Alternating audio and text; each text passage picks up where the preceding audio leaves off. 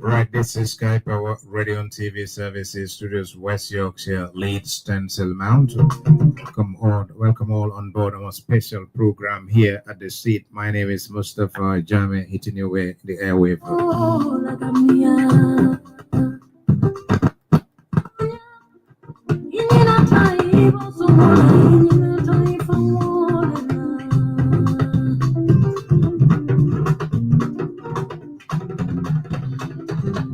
Right, Community Cohesion Integration Program. Today, our special guest on the program is the Lord Mayor of Leeds, UK, known but Abigail Marshall. Abigail, thank you. First of all, I'd like to say thank you for taking the time to come and join us here. Our community will be watching, streaming. I will say good afternoon, good evening, good morning to you, wherever you are on this planet, wherever you are. This is the first time on here, but I like to think you would not be the last. I would leave you to say hello to our viewers right now. Abigail, thanks for the time. Welcome on board, Abigail. Thank you very much, Mustafa, and a very good evening from England, and happy viewing to everyone from wherever you are. Thank you so much for joining us, and thank you for inviting me.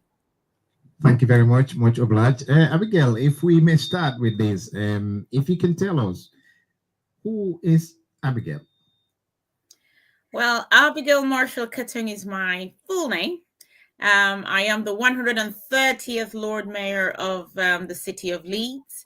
I am originally from Nigeria, north of Nigeria, Kaduna State to be precise, and I moved to the United Kingdom in the year 2000 as an international student at the University of Leeds. And like they say, 25 years on, the rest is history. Year 2000 to date, what would you say the achievement you have? How did you get to this level, Abigail, if I may ask? First of all, I am a very huge advocate on education. And as a daughter of an academic, my father used to be a lecturer before he passed away, sadly. In 1999, he was an agricultural engineer and was very, very huge on education. He always wanted us to go further. And he said, when you all are finished with your first degree, I would love you to go and study in the West. So the UK, the US, he says, whichever you choose, Western education will take you very far. So when Dad died in 1999, I applied. I thought I had finished my first degree at the time. And I thought to further my education like my father had always wanted us to. And I could see the importance of education, especially for the girl child. And it was at that point I took the decision and the giant step to leave my home country, leave my comfort zone, and travel to the United Kingdom. And of course, I attended the University of Leeds, which is where I live now. And after a year, I thought, instead of just returning back home, I had younger ones, like we all know, in terms of looking after everyone. I'm a first daughter, second child. I had younger ones I had left behind in Nigeria. And I thought, I am now with a master's degree. I went to the Politics and International Studies department, and I specialized in development studies. I thought I'll stay back, work hard, and make sure every other younger person in my family also goes through the same education. And I tell you, the thing with education, it makes you very independent. It gives you a completely different perspective to life, gives you a huge understanding of globalization as well. Now, when I keep banging on about education, and when I say, especially to the girl child, when you know more, you will do more. So I must say to you, my success to where I am today has the background and the foundation of it has been the education I have gathered over the years. Never, ever stop learning. That's one thing I always say to people who are successful. You do not have to be a medical doctor or a lawyer to be studying every day to know what's the new invention or what's the new cases.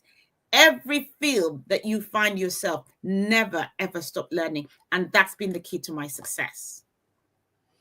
Right, that's a very good lesson to learn.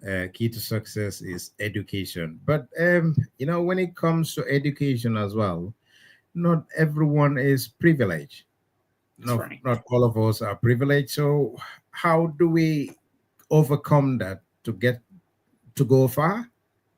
Yes. So we have different forms of education. You've got formal education, and you've also got informal education. You've also got vocational and technical education. Now, I always say to people, not all of us are cut out for the university line and formal education. There are so many of us who are cut out for vocational and technical education, where you get the skills with your hands to do several things. You have the people who go into the shoe industry, you have people who go into sewing, you have people who go into clay making. There are so many multi-skills of jobs and trades that people can do without getting into formal education. So what I say to people, whoever you are and whatever you are, there is always a learning skill that any human being can find to do. So all you need to do is make up your mind on what exactly you're able to do. Like we know, I always say, there's an African saying, all our 5 fingers are not equal. So you have just set the question. Not everyone is privileged. I know a million people who would love to go and study abroad, but they can't study abroad. All of our individual countries where we come from, they also have got different types of educational institutions that are there. What's most important is that where you are planted and where you are able, place yourself, make use of that space and transform yourself. Make sure every day that you live, you strive to be better than what you were yesterday. So what I am saying when I'm talking about education, not everyone can come to England. Not everyone can travel to Europe or the United States to go and study.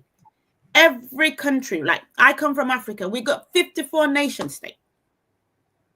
There's university, there are vocational education centers, there are different forms of skills acquisition in every country of our 54 countries in our continent or anywhere else in the world. So you do not have, and even that when you talk about privilege, I always say there are cultural barriers as well when it comes to education, depending on which part of the world that you're from. So as a northerner from northern Nigeria, there's a huge gap in disparity when it comes to education between women from the north and women from the south. And a lot of them is cultural barriers, especially when it comes to marriage. So they wait for women to get to the age of 15, 16, 17, or when they start their periods, they marry them off. And then everything stops because you start to bear children and all of that stuff. But things are changing nowadays. And my voice as a leader, I always say leadership is a responsibility. And when God has blessed you, you don't fold your arms, you open them. So we create the space and the platform for younger girls to thrive, to show them how we have gotten to where we are now, and hoping that they also follow through. Interesting. But all this it sounds easy, but it doesn't come easy, does it? No, it doesn't. And that's where mentorship comes into play. It's not easy everybody's home is different. The way you're brought up is different. Some people are brought up in a home where you can see a clear career path. Some people are brought up in a home where both parents are actually even never went to school, but you find the children, aspiring to be something in life, and they find mentors who will help them go through. So I always say to young people, especially, make sure every one of us has a voice in this world, but how many of those voices are heard? But you as a person, as an individual, you have to ask yourself, what would I like to be in the future? When you have found out what you would love to be, then you start to find out, How can I become that? What kind of skills do I need? What kind of mentors? Who are the people in leadership around me that I can aspire to be like them? Now we live in a global village. Social media is all out there. There's so many things that people can learn. Online learning is a great tool. I always say to people, look at the when you look at the pandemic in 2020, when the whole world shut down, nobody could move. What did we turn to? Online learning, online meetings, talking to family, everything went digital. So I say to people, there are so many barriers, but right now, lots of barriers have been broken and people can connect outside of their comfort zone digitally and learn to be who they would love to be tomorrow, to make themselves better than what they were yesterday. Very importantly, all these things you did mention, obviously there must be some challenges. Absolutely. Like What everything are, else. what are some of the challenges, because, with the expectation at the back of your mind that you'll be facing some challenges, it's never going to come easy. What are some of the challenges and how do we overcome these challenges to nurture them and then use them by the passage of time? Okay. So I'm a woman in politics, okay? So first of all, being a woman in politics is tough. And being a woman of color in the West in politics is a lot tougher. So we find ourselves in positions where we're having to work twice as hard to be able to prove ourselves and prove our excellence. And that's a fact. Now, some of the challenges, of course, there are lots of racial barriers to what we do. I remember applying for a job so many years ago. My full name is Abigail Marshall Katung. Without the Katung, when you hear Abigail Marshall, without seeing me, you will think a white girl. Okay. But when you hear Katung to my name, that will automatically tell you I come from an ethnic minority background. So there was a job, I'm not going to call the names, but there was a job advert I saw, and I saw the essentials and all that's desired for that job. I ticked every single box. I knew that job was cut out for me. But like everything else, you're going to apply, you're going to get called for an interview. And if you get the job, yes, fabulous. If you don't, you try again. And you can't believe I did not even get the chance to be called for an interview. And that broke my heart because I knew I was well qualified for that job. Something told me, Abigail, why don't you just take off your surname? Because I've got two surnames. Marshall Ketung are both my surnames. The same application, the same CV. I didn't change anything apart from my surname, the Katung.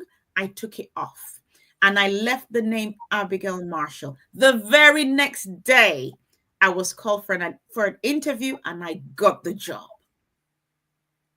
So I waited until I finished my probationary period and made sure my 2 feet were solid to the floor. And then I said to them, I called all the decision makers around the table because it was a top job where I was one of the decision makers myself at the time. And I told them exactly what happened, the shock on their faces. Of course, the blame was on the recruitment company. Nobody wanted. What I was trying to say to them is these are the prejudice and discrimination that women of color find ourselves. We don't even get the opportunity for an interview because if we get an opportunity for the interview, we get to prove who we are. But I was judged from the very beginning by my surname and I was excluded from the table until I removed a name that sounded ethnic minority from my name before I was given a chair around the table. So I must tell you, we have those unconscious biases every single day of our lives as colored people that most times we have to prove beyond our color that we are capable. And that feels sad because I can choose my nationality, but I cannot choose my race. So when my race is a barrier for me, that really hurts. And it's just not myself who finds herself in such shoes. Lots of other people. The prejudice is there even before you're given a chance. How about the younger generation? What have you got for them when it comes to The things young like that? For the younger generation, I would say, do not be afraid. I've got young children myself. I've got twin boys who are 21 years old. And I'm so proud to let you know that from next month, from the 9th of June, they both have been taken into Deloitte in Dallas, Texas for an internship. You will think, okay, they're black boys and they won't have the opportunity. But I say to our children, do not be afraid to throw yourself at everything possible. What's most important is be who you are. We cannot change the race that we are, but you can use your diversity and your color to show the excellence. And like when I spoke about learning, make sure, and I say to people, do not give me anything because of my color. Give me the opportunity because I am competent. And I tell young people, make sure you prove yourself that you are competent enough for whatever role you would love to have as you grow through the ranks in life. You have that age when you become teenagers, you're meant to be learning, you're meant to be taking GCSEs, A levels, study. Nothing good comes easy. Nowadays, I see lots of young people, and that's because social media and technology has also helped in making things a lot easier. They don't want to put their heads down to study. They want everything given to them on a plate, on a platter of gold, and that's not possible. Ensure that you work hard to achieve the success and make sure you earn it, because when you have earned it, you can stand tall anywhere and rise above the challenges. Your resilience will speak for you. Your hard work will speak for you. Your determination will speak for you. Never giving up. I always say the difference between starting and not starting is courage. Young person, please have courage. Start.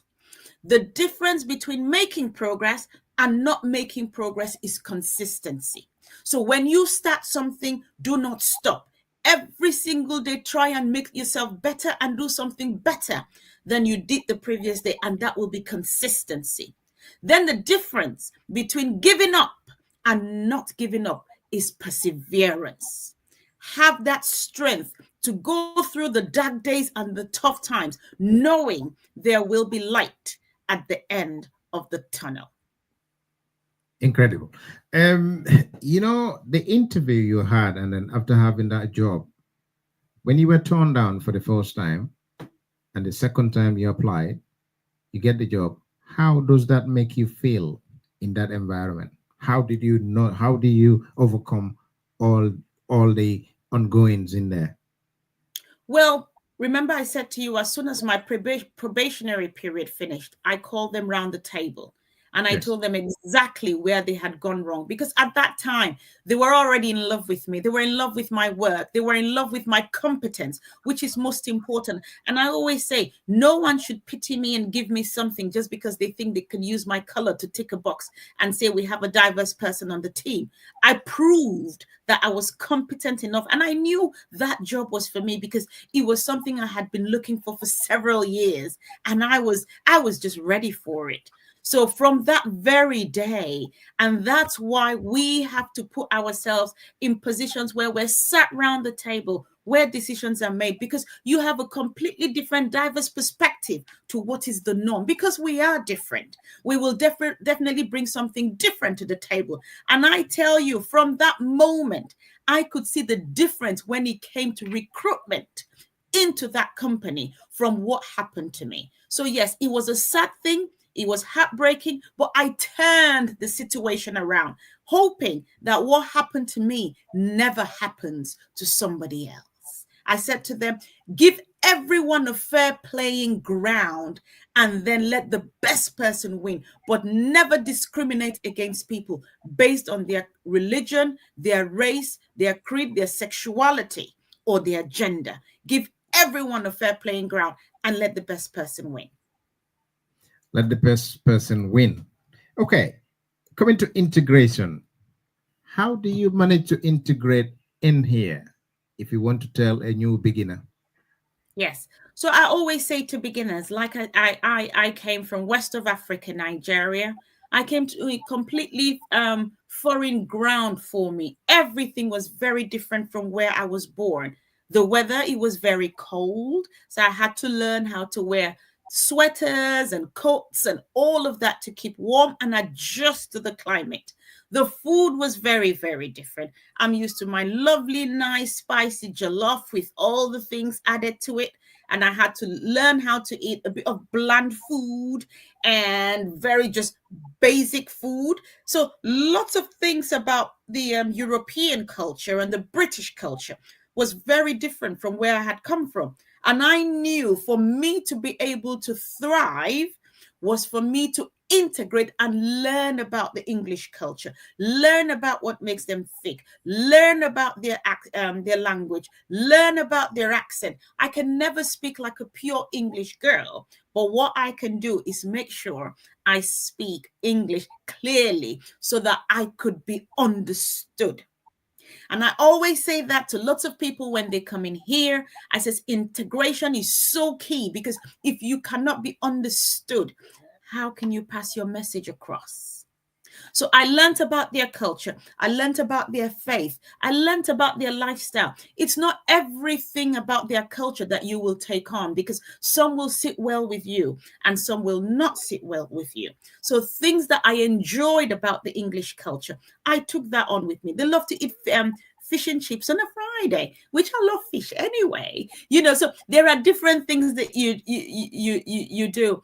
When I came here newly, I understood that for every party you have to have alcohol. And I said to them, no, you can have fun without having alcohol. I grew up not having alcohol because I was an athlete, and I'm still an athlete. So I stayed away from alcohol all through growing up. So even when I came to this country, I never got into it. So lots of times there are certain things that are choices. But I taught my friends, saying to them, you actually can have a lovely party, bring people around the table, have fun without alcohol. Of course, I'm not saying that those who take alcohol is a bad thing, but I always say whatever you do it in moderation. But integration is key for you to be able to excel in a country or in a place that you're not from, because they also will learn from you just as you're learning from them. Diversity is our fact. Inclusion is what is a choice. Do you believe in racism? Racism exists. That is a fact. It's happened to me, so I know. I see it. I breathe it. I challenge it almost every single day. Lots of times, like I say, it could also be unconscious bias. But at the end of the day, sadly, it is our responsibility. Lots of times we get allies to join us so that we can call it out, because sometimes you get exhausted of complaining. You get exhausted of calling it out, and it's like a t-shirt that you just wear now and you get on with it because you feel, you know what, they're never going to change. But I try as much as possible. When I meet people who are being racist to me, I don't let them off lightly. I stand my ground and I face and I talk to them about what they have just said to me or done to me that is wrong. Lots of times, some people do it, like I said, unconscious. They don't realize how it makes you feel. Sometimes they say certain derogatory words to us that hurts us, and they think it's banter. And I feel it's my responsibility to bring them back on board and say, listen, it might be banter to you, but it hurts me. It is not what people say to you. It is how people make you feel. So I do know when it comes to racism, a lot of people are tired and say it's never going to change. Yes, it can change. Anyone who's racist to you, please do not let it off. Tell them, get allies, train people.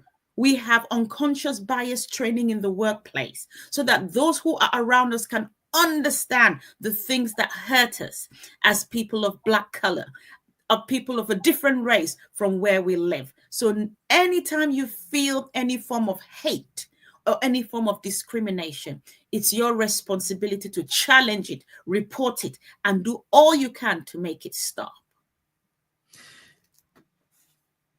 Great stuff, Abigail. Some of the community people are saying, am I going to open a line? We will take a couple of calls, 2-3 calls. If you have any comments or contributions, I'll leave the line for you in the next 10 minutes or so. we don't want to keep you here for the rest of the day, but it is interesting and very educative at the minute. But right.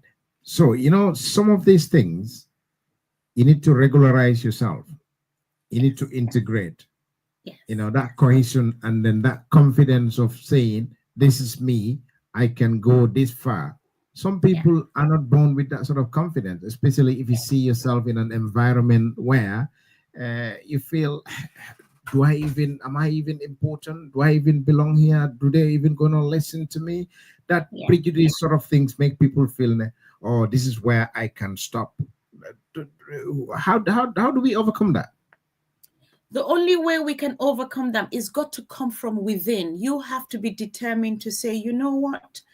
How can I build my confidence? And that's why we have confidence building courses. We've got assertiveness courses. We have courses where we help young people, children, women, men to build their confidence. We have all of these resources online as well, which I say to people, you do not have to travel overseas to be able to build your confidence. There are lots of mentoring resources available as well to help people. What's most important, identify your weaknesses, identify your strengths. If you already know your strength, great. But what you need to work on is your weaknesses that will help you convert and turn to a strength so that you can achieve your potential. Every single person born of God, anybody who's a human being, each and every one of us are blessed with something inside of us. What's most important is that we identify what we would like to improve on and look for those learning avenues. You have lots of conferences and lots of seminars and webinars where people can come together and train themselves on how to build their confidence, how to publicly speak. I've had to learn about public speaking. I've had to learn about intonations. I've had to learn about how to speak to different groups of people. You have to learn how to speak when you're speaking to children, when you're speaking to teenagers, when you're speaking to adults, when you're speaking to elderly people. And that's because my job involves a lot of speaking. So each day I am taking different courses and learning on how to be able to reach my audience in the most simplest form of speaking, to make people understand what the message I am trying to put across. So I always say, if you know you're a shy person or you're a not confident person, find the avenues and webinars and seminars that helps you build your confidence. And again, it comes down to education. The more you know, the more you will want to do. The more you know, the more you would want to do. Another thing here is, I don't have confidence. I come from somewhere that I'm a bit shy person. Is there anywhere, or is there any ways and means that I can do to get myself involved, or do I need to get up and get out there? You need to get up. You need to wake up, get dressed, and show up. Show up. Find those courses that helps you with skills for the workplace. Skills. That's why, like I say to you, there are people who work behind the scenes. So you have people who work in IT, cybersecurity. They don't need to be talking to people. So they don't need confidence because their entire confidence is on the screen. Okay. So they don't need to build their confidence. But you have people who are customer facing, talking to people, having to make presentations, salespeople, marketing. Any job that involves you talking to other human beings, you do need some level of confidence. So what I will say, find courses in confidence building, find courses or avenues or seminars or webinars or groups. They're all over. You only need just to put it on Google, depending on whereabout you are in. And lots of charities as well, community interest groups. You will find those groups helping people in building their confidence. Mentoring is a very important tool as well. I always say to people, I mentor 12 young people every single year, 6 in Nigeria and 6 from the UK. And I take 12 of them every single year, mentoring young people. But everybody who comes to me needs something different. Some people already have the confidence, so you don't have to bother with that. Some people is writing skills. Some people is speaking skills. So confidence is different for different people. You need confidence for certain jobs. So I always say to people, get a mentor. That's so important. People that you look up to. Like I have so many mentors in different fields. I've got mentors for finance. I've got mentors for public speaking. I've got mentors for politics. I've got mentors for just emotional connection when I'm down. Because as a human being, it's not every single day I'm happy. I have days that I really feel I'm right at the rock bottom and I just need to speak to somebody to uplift my spirit. So that's the time when you need somebody. It could be family, it could be a work colleague, but never ever go through life on your own. Be connected to somebody who would always uplift you. Stay away from naysayers, people who are always negative, people who never have anything good to say. When you see their names calling on your phone screen, just send them to voicemail. All they do is gossip. Stay away from unnecessary gossip and surround yourself with people who will lift you up and not bring you down. That makes sense. So, as a mayor of one of the biggest, is it the third biggest city? Second largest authority in England, yes. Second largest authority in England. Oh, I got that wrong. So it's the second largest authority in England. That's as right. a mayor of that, and as a foreigner, if I may put it that way, or somebody from Nigeria also. Yeah. How did you get this far? How do you manage? How do you cope? Well, I did study politics, so I've always known that I always wanted to be in politics. Politics gives you the influence and the power to sit around the table and make decisions, policies, white papers that reflects and the values that we stand for. So after I finished studying, I worked for a while. Started my own business as well because I had twin boys and it was very challenging working for somebody because I was always taking the time off to care for them. Was that in England? Was that in England? Yeah.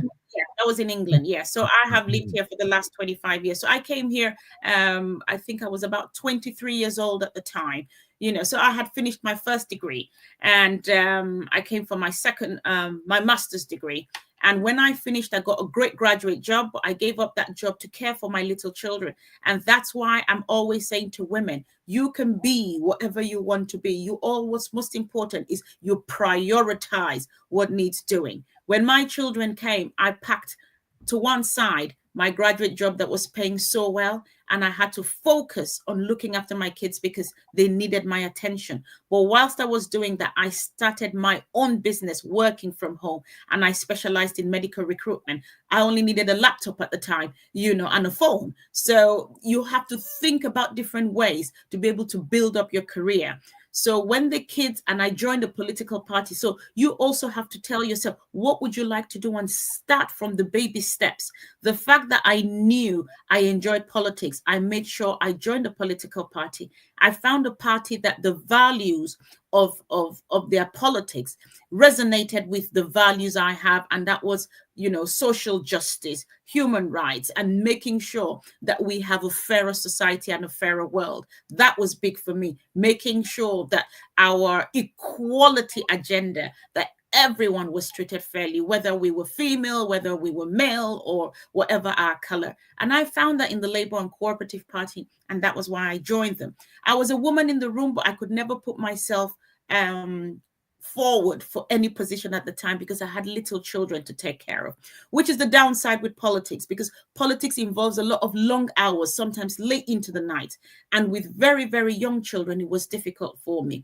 But I made sure those years of learning, I was learning from other politicians. I was campaigning for others. I was always there in meetings that I was able to be there.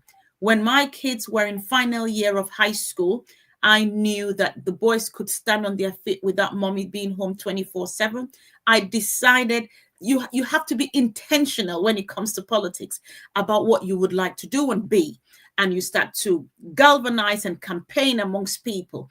And I took certain positions within the political sphere before I even put myself forward. I was women's officer, I was constituency chair, I was a branch leader, I was a leader for Blacks, Asians, ethnic minorities. So I took on so many roles serving the people. So by the time it came for me to put myself as a candidate, I had a good chance to stand against anybody. And I remember for my primaries, which is what we call a selection here in the UK, there was about 5 of us that were going for the same seat. At the time, the seat I was applying for was an all-women shortlist. So what that means, in my party, there are certain seats in the country that are for women only, so that it gives women a fair chance of standing against themselves. So no man can stand in those seats as a candidate.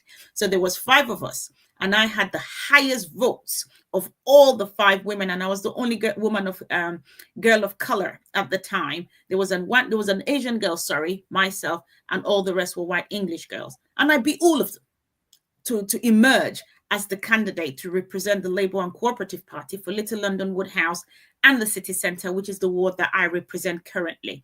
And I went on to be on the ballot paper, and I won first time. But it took a lot of hard work. I had lots of people who came around, friends, family, party members, who supported my cause, who had seen my hard work over the years. So I always say to people, there's no overnight success. It's something that you have to work really hard for. You know, nothing will come to you on a platter of gold. Nobody will just come and tap you on the shoulder and say, come on, you're a pretty black face. Do you fancy being a candidate and being the winner? It doesn't work that way. You have to put the work in, and my determination and hard work, I must say, gave me the success that I got in 2019, elected as the first African in the city of Leeds. And then I went on to be re-elected in 2023 for a second term, and then became elected as the Lord Mayor in 2024. Lord Mayor of Leeds or Yorkshire? I'm the Lord Mayor of Leeds. Leeds. Okay. That's Next up, would that be Lord Mayor of Yorkshire? Is that No, any there's no vacancy? Lord Mayor of Yorkshire. No, Just there's a Leeds. Mayor of West Yorkshire, which is a political role, because Lord Mayor's role is only for 1 year, and it's a ceremonial role. It's apolitical. So I am in my last week of being the Lord Mayor of this city. But I must say, it's been an absolute delight and privilege of my lifetime to serve my city, which was one of the reasons where I reached out to my dear sister, the Lord Mayor Rohi, as well. And I was so proud to be connected with her. I invited her to Nigeria last month because I was made a princess in my region. I'm called Gimbi and Ham, which means the princess of Ham. And she came because obviously she is the president of Rafela, which is a network of elected women from Africa. Her drive and what I see her doing in Banjul was just exemplary. Remember when I was trying to say to young ones, look for other women or people that you can look up to and aspire, to be like them. And I had never met her before. All I did was find her number. So I intentionally found her number, and I got connected with her, invited her to Nigeria, and I'm looking forward. I have promised her I am coming to the capital city of Gambia to come and visit, and I'm surely going to visit the kingdom of Niumi. I am now an adopted Nyuminka girl, not Jarankas. So hopefully I will come to Gambia with my sister and do the work that we ought to do as elected women of African origin.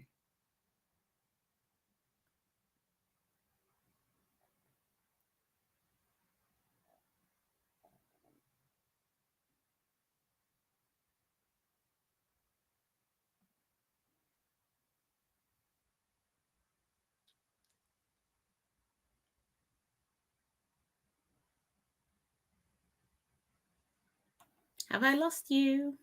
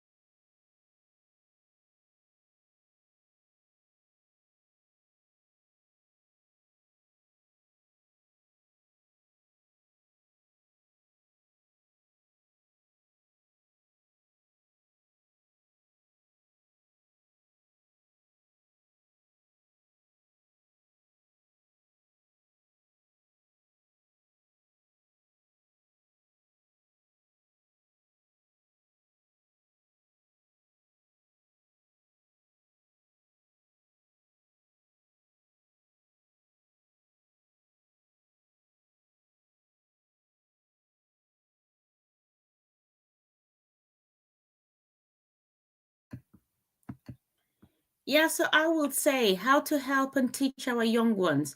Young ones, you need to be determined about what you would like to do and what you would and who you would want to be when you grow up. Learning is very, very essential for your success. Make sure you surround yourself with people who will help you, who would mentor you, who would teach you to be able to get to those positions that you would like to get in life. And make sure you never ever stop learning. Be patient. Success is not overnight. Lots of times people see our glory, but we all have stories. We all have setbacks. But what's most important and the test of your character is that when you fall, you don't forget to rise, dust your feet, and try again. I always say the people who never fail are people who have never tried. So never be afraid of failing. What you should be afraid of is not trying. Thank you very much. Right.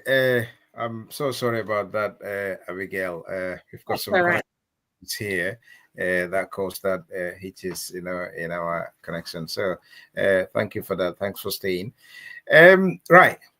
The other thing, I would like us to discuss or to help us out with is the, like, as a parent, what to tell our kids when it comes to diversity and inclusion. Yeah, so it's very important for me. Confidence building is something that is very, very helpful to our children. And when it comes to diversity, you tell them why we are different. You have to remember when children are born, children do not know color. Somebody tells them. Somebody tells them that they're different. But what we should be telling our different is that you are specially different and there is nothing wrong when you look different from other people. I always teach my boys, all my children are boys. I don't have any daughters. Oh, Hopefully great they bring power. some lovely daughters for me when they decide to have wives. So I always say to my children, nobody is like you. That is your power. I have twins who are 1 minute apart, but they are yet very different. So I teach my boys to embrace their being different, to embrace and be proud that they are different from the normal. Okay. What is most important, I say to them, is you are happy and proud of who you are. I take my children to their roots. I take them so that they know where they have come from. Okay, so that they know that they just did not arrive, in this place just like So is that. that is important, as is that very important, like to I take think your kids to their roots? absolutely, because if you don't understand and know your roots, and I tell you, the first time I took my kids to Nigeria and when they came back, their swag changed, the way, the outlook, okay, because they've been somewhere where they felt the love, they felt the joy, they felt the embrace. They saw people everywhere they turned around looked like them. Okay. And by the time they came back to England, they understood the history of where their father and mother came from. They understood the richness of the culture where they've come from, because lots of times in the West, when they are going to show pictures of Africa, they show the slums, they show the poverty, they show, I mean, how can somebody be asking me in this day and age how you arrived this country in this 2025? So yes, you say, oh, I jumped from one tree to the other. But what I'm trying to say to you, it's because that's what the media portrays about developing countries. You taking them and them seeing some beautiful architecture, some beautiful beaches, some fine dining, to make them know that even though they don't live in that country, but where their parents come from, they've got some pedigree of excellence too. And that helps our children through life as they grow up. We cannot always be there for children, okay? But our job is to show and teach them how they should go, so that as they're continuing to grow, they don't depart from it. My father said, the only thing I can give to you is give you sound education.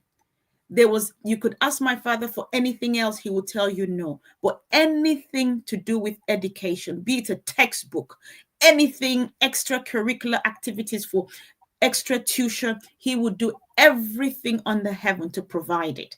Anything else, he'll say, that's up to you later in life. He says, the only thing I can give you is sound education. He said, you would use that to build your life. Was he not right? Because God took him when he was only 50 years old. He was very young when he passed away. But at that age, there were 6 of us children.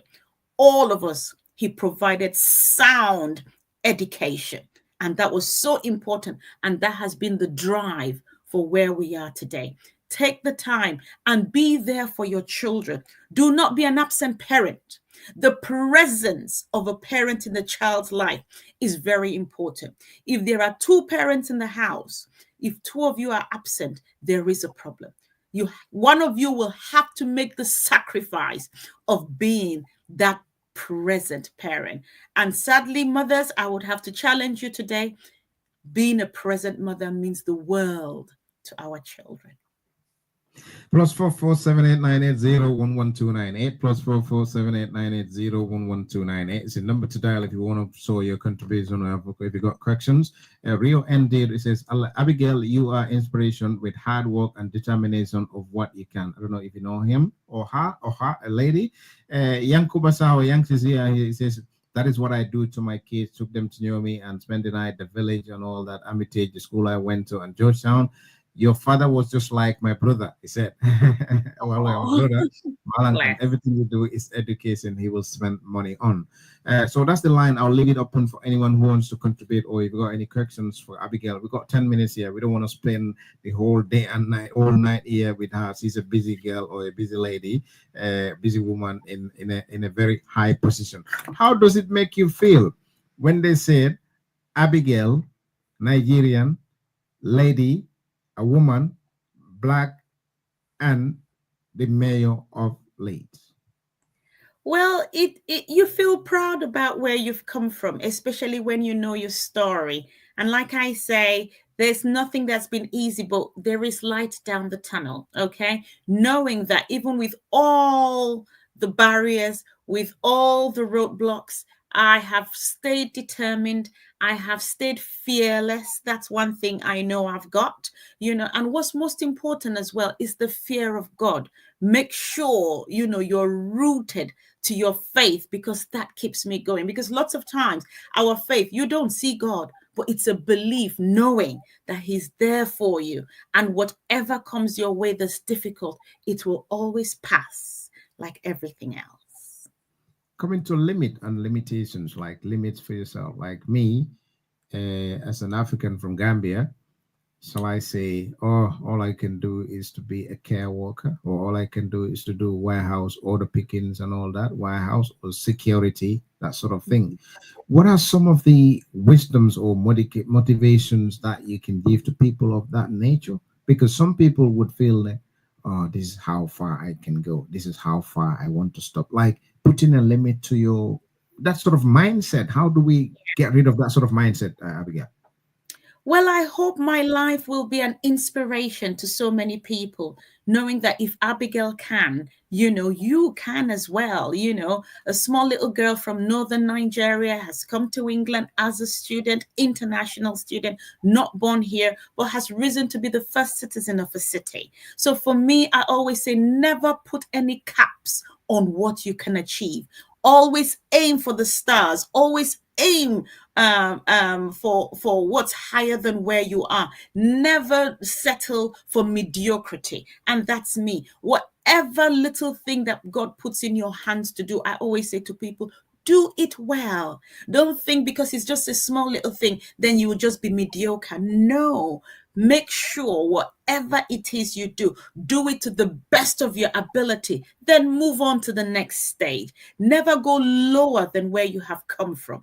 Always strive to be better than you were yesterday. So if God has placed you in a better place today, appreciate it, work hard, and then aim for the next level, because we are we are the ones to show the younger generation what it means to excel. We're here wanting to make sure our children are our future.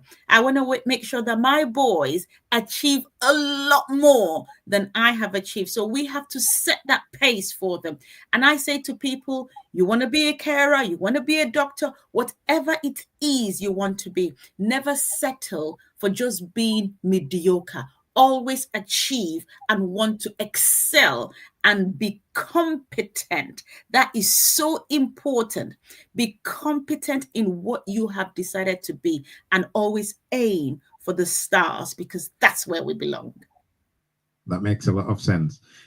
What are your secrets, if any? Have you got any secrets? My faith, and it's not a secret. I don't hide my faith. My faith is very important to me. I am very prayerful. At the same time, I always surround myself with people who mean the world to me and encourage me. People who don't always agree with me. I like people who challenge me to say, Abby, you haven't done this right. This is what you should have done. And I like people who can, or I always love a challenge. It's not everything that should be easy. When everything is easy for you, then there is a question. And when you have friends who all they tell you is what you want to hear, sometimes you need friends who will be critical friends because good critic helps. I always say to people, there is positive criticism and there is negative criticism. When you criticize me, help me in solving what I could do better. So always surround yourself with people who have gone before you. Because remember, none of us is an island that knows everything. Every single day of our lives, we are learning from people. And always be kind to people when you're going up, because you might meet them when you're coming down. So with all that you do, remember to be kind. And it's always not about money. There is relationships and connections that you make with people that will remain for life. And it's not about people paying you for everything. So in all that you do, remember to be kind. Makes sense. Company. If I say company like Abigail, these are the sort of people you associate yourself with. Does that make any difference in the whole thing? Yes, it does. Light attracts like. So you will tend to find yourself attracting people who have similar backgrounds to you. You're kind of in the similar. The reason, sorry to cut you. The reason why I ask this because on the street in Leeds, you see the people from that sort of backgrounds or the company they have, the people they associate themselves with on the street and that sort of thing. What have you got to tell people of that sort of people? Well, I always advise, I say, stay around people who will lift you up. Never associate with people who will lift you down. And remember, I did say there are certain people, when they call you, you can tell a good friend from a bad friend. If every time you call me, you have bad news, please, I really don't want to be talking to you because I don't want to live a depressed life. There are people, whenever they call you, it's always stories about somebody else's family. Why is that your business? Okay. So I always say, surround yourself. When you speak to somebody, you would know when you have similar aspirations with them. Not everybody can be at the same level as you are, but at least they've got a good heart and they can help you and you can help them. And there are times I find myself in rooms where nobody in that room can do anything for me, but I am so proud to be in that room because I can give them something knowing they can never repay me. And for me, that is impact, knowing that you can make a difference in the lives of other people just because of where God has placed you. And that's good enough. But stay away from bad company. You would know bad company. There are friends that my children will bring in the house. As a mother and with my experience, I can just tell. And I'll say to my sons, watch out for that one. And in no time, they come back saying, oh, mom, this is what that person did. And this is but that's why we have to guide and protect our children, because bad company ruins good morals. Thanks a lot. Before we go, your final thoughts, Abigail. My final thought is never be afraid to chase the stars. When I say that, what I mean, never be afraid to put yourself forward in places where you know you belong. Learn, never stop learning. Associate yourselves with the right people, seek mentors, keep good relationships. Family is everything. And of course, to all my Numinka people, I am coming to Banjul very soon, and we can tell the Jarankas what we have to tell them. So I'm looking forward to coming soon. And for me, is to just say thank you from the bottom of my heart. And to my dear friend as well, the Lord Mayor of Banjul, thank you for your friendship. And of course, for all that you do. And all the sisters who are listening to me this evening, please do not be afraid. Be intentional about service. And when you're educated, the least you can do is to serve. Thank you. Thank you very much, Abigail. Thank you for your time, energy, and effort. Thank Hope you, this Mr. will not be the last one. It will not be the last one to come on here. Not at all. Thank you so much. I appreciate it. Take care. Thanks for your time. Right, viewers and listeners, wherever you are, this is the so very important civic education program, or the Lord Mayor. She is the Lord Mayor of Leeds, West Yorkshire, United Kingdom. Thank you all for your comments and contributions. You know, this program has been something that we've been looking forward to. She's Abigail from Nigeria and the mayor of second largest county in Leeds, which in the UK, sorry, which is Leeds, West Yorkshire. Right, and special thanks and appreciation to anyone who's watching at the minute, especially to Yankuba Saho. Special thanks and appreciation goes to you as well, who's facilitated all this. Till we come your way, same place, same time. Has been Sky Power Radio and TV services. My name is Mustafa Jame. Have a good evening.